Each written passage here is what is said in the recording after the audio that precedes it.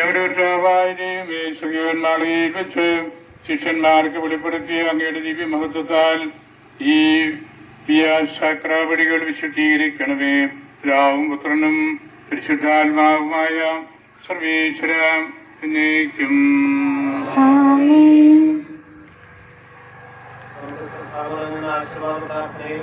അങ്ങയുടെ ആഗമനത്താൽ ഭൂമിയെ സ്വർഗവുമായി രഞ്ജിപ്പിച്ച കർത്താവേ, കുരിശുമരണം വഴി അങ്ങ് വീണ്ടെടുത്ത സഭയെ സമൃദ്ധമായി അനുഗ്രഹിക്കണമേ. ഭിന്നതകളെല്ലാം അവസാനിപ്പിച്ചതിൽ സമാധാനം പാലിക്കണമേ. വിശുദ്ധിയോടുകൂടി അങ്ങേക്ക് ബലിയർപ്പിക്കുവാൻ ഞങ്ങളെ സഹായിക്കണമേ. പത്രോസാകുന്ന പാറമേൽ അങ്ങ് പണിതുയർത്തിയിരിക്കുന്ന തിരുസഭ അങ്ങയുടെ ആശ്രിതർക്ക് അഭയം നൽകുന്ന സ്വർഗീയ ദ്രോഹമായി തീരട്ടെ. അങ്ങയുടെ മഹത്വത്തിനായി നിർമ്മിക്കപ്പെട്ടിരിക്കുന്ന ഈ ശ്ലീവാപാതകൾ കാരുണ്യപൂർവം ആശീർവദിച്ച് പൗത്രീകരിക്കണമേ. ഞങ്ങളുടെ അമ്മയായ വിശുദ്ധമറിയത്തിന്റെയും മാറിയൂസേപ്പിന്റെയും മാർത്തോമാശ്ലീഹായുടെയും വിശുദ്ധ അൽഫോൻസാമ്മയുടെയും വാഴ്ത്തപ്പെട്ട ഉഞ്ഞച്ചന്റെയും പ്രാർത്ഥനാ സഹായം ഞങ്ങൾക്കുണ്ടാകുമാറാകട്ടെ. എപ്പോഴും എല്ലാ സമയവും എന്നേക്കും.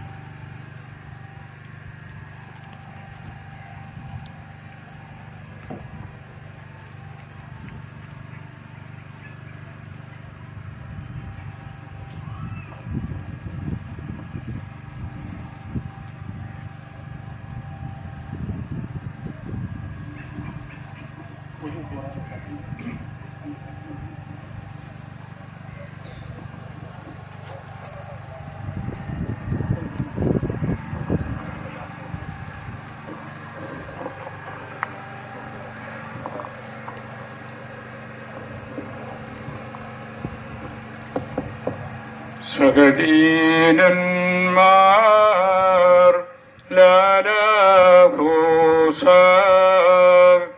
വൽനാശൂസ ലാപൂലകം സഹദീനന്മാർ ലാപൂലകം.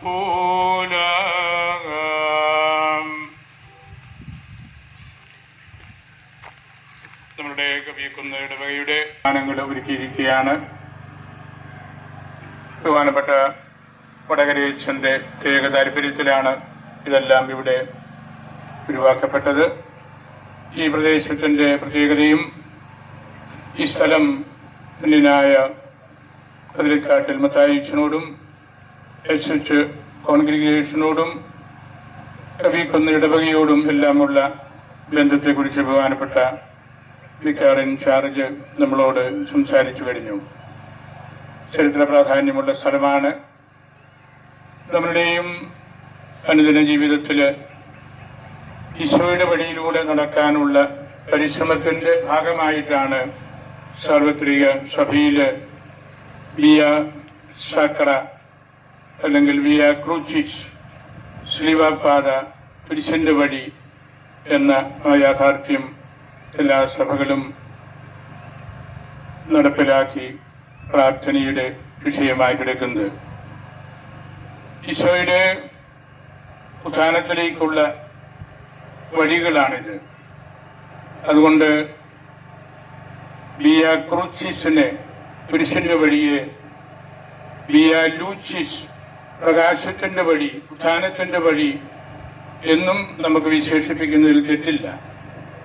ഈ സഹനത്തിലൂടെയെല്ലാം കടന്ന് പുനരുത്ഥാനത്തിന്റെ സന്ദേശം അനുഭവിക്കാനുള്ള വഴിയാണത്. അത് സുവിശേഷത്തിന്റെ വഴിയാണ്, ഈശോയുടെ വഴിയാണ്, ശ്ലീഹന്മാരുടെ വഴിയാണ്. അതുകൊണ്ട് അതിന് വലിയ അനുഗ്രഹദായകമായ ഒരു ബൈബിൾ പശ്ചാത്തലമാണ് ഉള്ളതെന്ന് നമുക്ക് എല്ലാവർക്കും അറിയാം. കാൽവരി മലയുടെ സൂചനയായിട്ടാണ് എല്ലാ വിശ്വാസികളും മല കയറുന്നത്. കൽവരിയിലേക്കുള്ള ഈശോയുടെ യാത്ര സമാപനം നമ്മൾ ശ്രീലപാതായിലും ആവർത്തിക്കുകയാണ്.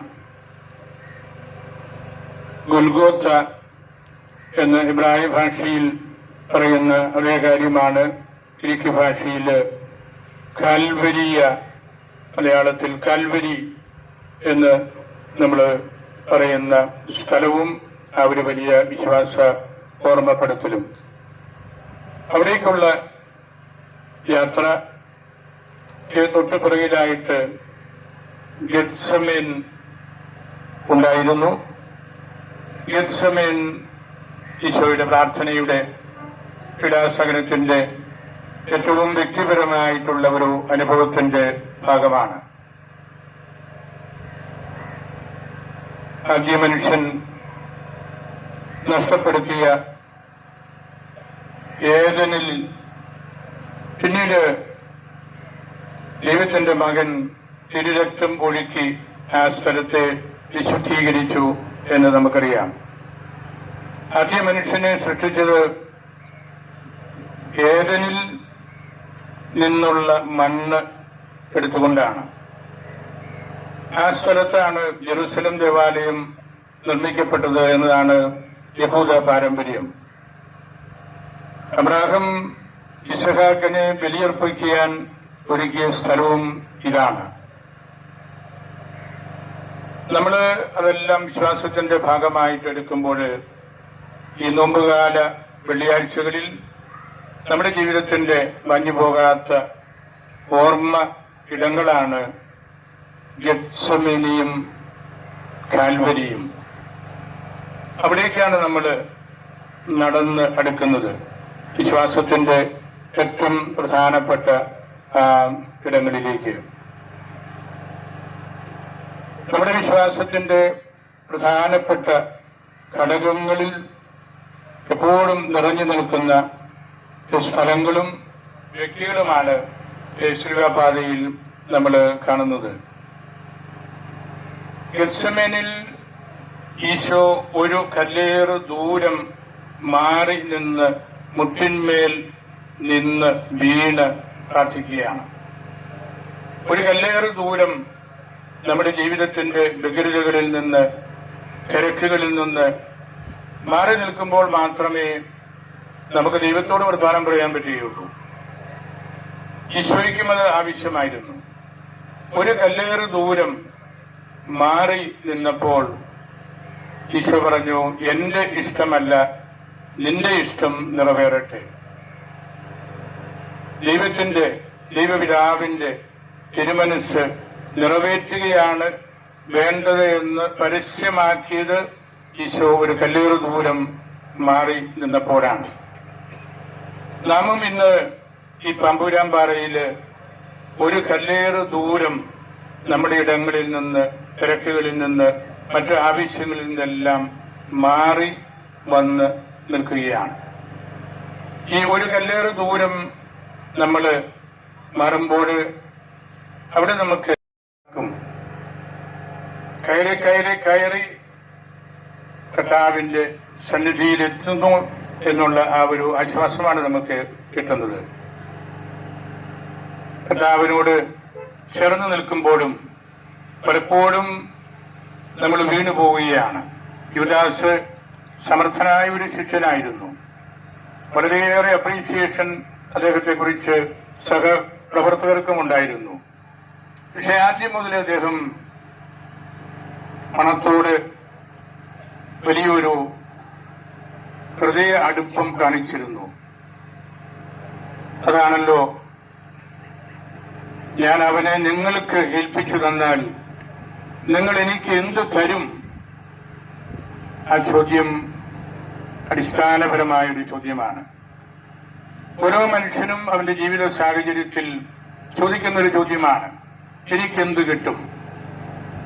എനിക്കെന്ത് കിട്ടും? എനിക്കെന്ത് ലാഭമാണുള്ളത്? യുദാസിൽ വളർന്നുകൊണ്ടിരുന്ന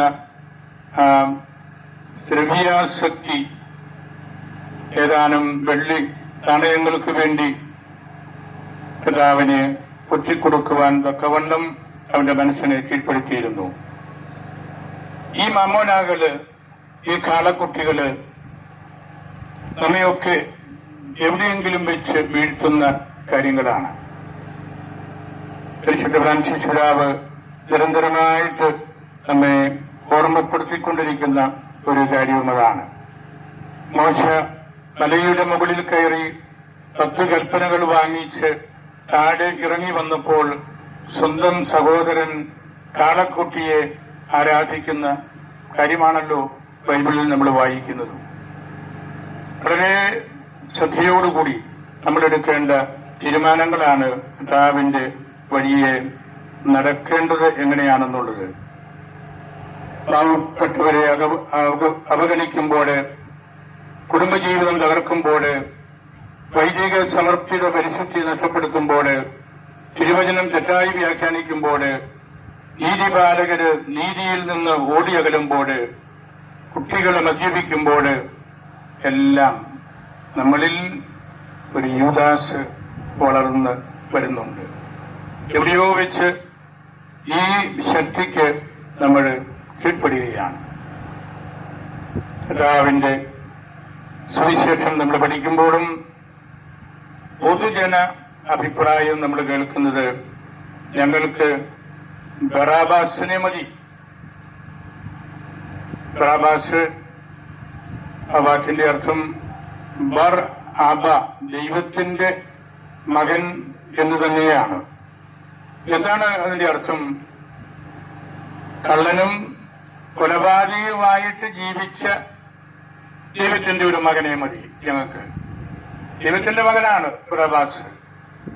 പക്ഷേ അവൻ എവിടെയൊക്കെയോ കള്ളനായിപ്പോയി, കൊലപാതകയായിപ്പോയി, മറ്റുള്ളവരെ ഉപദ്രവിക്കുന്ന വ്യക്തിയായി. അങ്ങനെയുള്ള ബറാബാസിനെ മതി. ഈശോയുടെ ശ്രദ്ധയിൽ പിറന്ന, ശ്രദ്ധയിൽ സമനായ ബറാബാസിനെ, ആ ബർ ആബായെ, ആ അപ്പന്റെ മകനെ ഞങ്ങൾക്ക് വേണ്ട. ഇതാണ് ലോകത്തിന്റെ ചിന്ത. അന്നത്തെ പൊതുജന വികാരവും അതായിരുന്നല്ലോ. അങ്ങനെ നമ്മൾ നോക്കുമ്പോൾ നമുക്ക് വളരെ താപസ സമാനമായ ചിന്തകളോടുകൂടി ക്രൈസ്തവ മൂല്യങ്ങളെ കാണാനും പരിചയപ്പെടാനും ഒക്കെ നമ്മൾ കൂടുതൽ പരിശ്രമിക്കേണ്ട നാളുകളാണിത്. എന്തുകൊണ്ടാണ് നമ്മൾ 40-ാം വെള്ളി ആചരിക്കുന്നത്, അല്ലെങ്കിൽ വ്യാസാക്ര നടത്തുന്നത്? വേദപുസ്തകത്തിൽ അനുകരണീയമായിട്ട് തന്നിട്ടുള്ള ആളുകളെയൊക്കെ ഓർക്കാൻ വേണ്ടിയാണ്. ഭക്തസ്ത്രീകള്, പരിശുദ്ധയമ്മ, യോഹന്നാൻ ശ്ലീഹ, വെറോണിക്ക, നിക്കോദീമോസ്, അരിമത്തിയാക്കാരൻ ജോസഫ്, നല്ല കള്ളൻ, ഇവരെയൊക്കെ ഓർക്കാൻ വേണ്ടിയാണ് നമ്മൾ ഈ സക്രായിൽ കുരിശിന്റെ വഴിയിൽ സഞ്ചരിക്കുന്നത്. വെറോണിക്ക കേവലം ഒരു സ്ത്രീ ആയിരുന്നില്ല. ആ വാക്കിന്റെ അർത്ഥം വേറെ ഇക്കോണ, ട്രൂ ഐക്കൺ എന്നാണ്. ആ സ്ത്രീ ഈശോയുടെ തിരുമുഖം തുടച്ചപ്പോൾ അവൾ യഥാർത്ഥ ഐക്യനായിട്ട് മാറുകയാണ്. ആ സ്ത്രീ, ഏത് സ്ത്രീയും ഏത് പുരുഷനും ഈശോയോട് ചേർന്ന് ആ സഹനത്തിൽ പങ്കുപറ്റി ആ വിയർപ്പിന്റെ ചേർന്ന് നിന്ന് അത് ഒപ്പിയെടുക്കാൻ പരിശ്രമിക്കുമ്പോൾ വെറോണിക്കമാരാവുകയാണ്. ട്രൂ ഐക്യൻ, യഥാർത്ഥ ശിഷ്യൻ അല്ലെങ്കിൽ ശിഷ്യ ആവുകയാണ്. അതാണ് വ്യാസാക്ര നമുക്ക് നൽകുന്ന മാതൃക. ഞാൻ ഈ പറഞ്ഞ 8 വ്യക്തികളുടെ മാതൃകയും അതുതന്നെയാണ്. അതുകൊണ്ട് ക്രിസ്തുവിന്റെ വഴി നമ്മൾ നടക്കുമ്പോൾ, പ്രാർത്ഥിക്കുമ്പോൾ, ശിവപാത നമ്മളുടെ ജീവിതത്തിന്റെ വിശ്വാസത്തിന്റെ അടിസ്ഥാന ഘടകമായിട്ട് നമ്മൾ ചേർത്ത് നിർത്തുമ്പോൾ അത് സുവിശേഷത്തിന്റെ വഴിയാണ്, സഭയുടെ ചരിത്രത്തിന്റെ വഴിയാണ്, വലിയ പാരമ്പര്യത്തിന്റെ, യഹൂദ ക്രൈസ്തവ പാരമ്പര്യങ്ങളുടെ ഒരു വലിയ കുമ്പാരമാണത്. അതിൽ ഈശോ എന്ന ഏക രക്ഷകൻ നമുക്ക് വേണ്ടി പങ്കപ്പാടുകൾ സഹിച്ച് മരിച്ച് ഉദ്ധാനം ചെയ്തു എന്ന ആ സത്യത്തെയാണ് നമ്മൾ ഓർക്കുന്നത്. 2 വാക്കുകൾ സംഭരിക്കട്ടെ. ഈ തമ്പുരാമ്പാറയില് ഇതുപോലെ നമുക്ക് ഏറ്റവും പ്രിയങ്കരനായ കതിർക്കാട്ടിൽ ധന്യനായ മത്തായിച്ചന്റെ ഓർമ്മകളോടുകൂടി നമ്മൾ നിൽക്കുമ്പോൾ നമുക്കും നമ്മളുടെ പ്രയാസങ്ങളെ ഇവിടെ ഇറക്കി വയ്ക്കാം. ഒരു കല്ലേറ് ദൂരം മാറി നിന്ന് പ്രാർത്ഥിക്കുമ്പോൾ നമ്മുടെ മനസ്സുകൾക്ക് നല്ല ശാന്തിയും സമാധാനവും എല്ലാം കിട്ടും. ഇതിനുവേണ്ടി നേതൃത്വമെടുക്കുന്ന പ്രത്യേകിച്ച് ശ്രദ്ധിക്കുന്ന സ്റ്റേഷനെയും ഇവിടെ കൈകാര്യം ചെയ്യുന്ന പ്രിയപ്പെട്ട വൈലക്രമരച്ചനെയും മറ്റു വൈദികരെയും ഞാൻ ഹൃദയത്തിൽ സൂക്ഷിക്കുന്നു. വടകരേശിനെ പ്രത്യേകമായിട്ട് ഓർത്ത് പ്രാർത്ഥിക്കുന്നു. അദ്ദേഹം ഇന്ന് ഇവിടെ ആയിരിക്കാൻ വളരെയേറെ ആഗ്രഹിച്ചിരുന്നു. നമുക്ക് പ്രാർത്ഥനയിൽ നമ്മുടെ ഹൃദയത്തിൽ അദ്ദേഹത്തെ സൂക്ഷിക്കാം. നമുക്ക് വേണ്ടി ധന്യനായ മത്തായിച്ചൻ മധ്യസ്ഥം പ്രാർത്ഥിക്കുന്നുണ്ട്. പരിശുദ്ധ അൽഫോൻസാമയ്ക്ക് എല്ലാവരെയും സമർപ്പിച്ച് എന്റെ വാക്കുകൾ സമർപ്പിക്കും.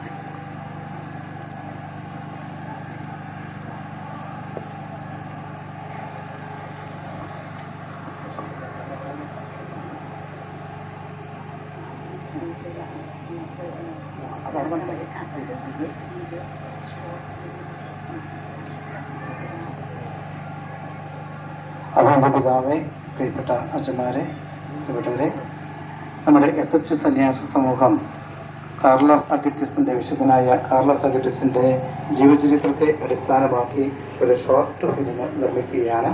അതിന്റെ പോസ്റ്റർ അഭിനന്ദ പിതാവ് ഇപ്പോൾ പ്രകാശനം ചെയ്തുകൊണ്ട് അവരുടെ പ്രവർത്തനത്തിന് ആശീർവാദം നൽകുകയാണ്.